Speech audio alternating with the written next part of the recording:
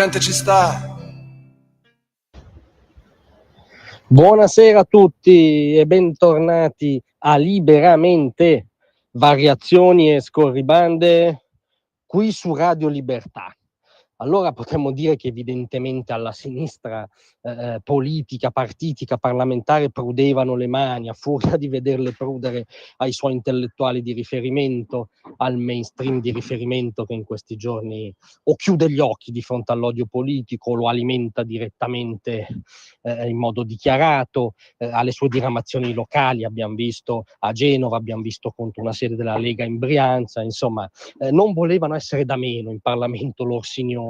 Ma perché diciamo questo? Perché oggi alla Camera è stata approvata in terza lettura la riforma della giustizia, cioè un asse portante del programma di governo del centrodestra, e incredibilmente la maggioranza ha applaudito, e incredibilmente anche alcuni ministri si sono compiaciuti, hanno rivendicato fieramente un risultato politico chiesto dall'elettorato di centrodestra e messo chiaramente tra le priorità del programma con cui si erano vinte quel momento secondario della democrazia che sono le elezioni.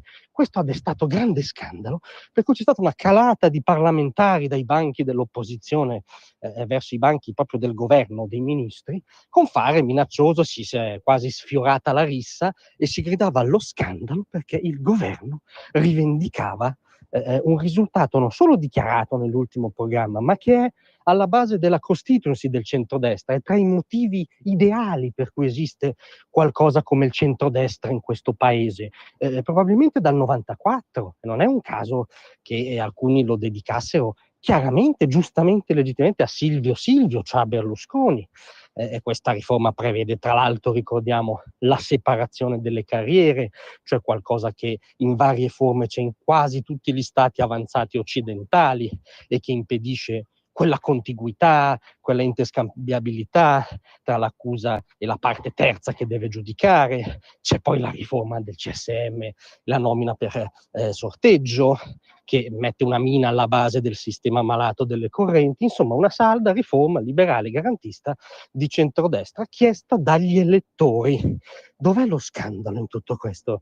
Lo scandalo è che qualcosa di non previsto da loro signori. Ormai ci sono due narrazioni, quella dei buoni, e tutto quello che si discosta è scandaloso, anche se poggia sul mandato popolare. Anzi, sarebbe grave se il centrodestra non la facesse la riforma della giustizia.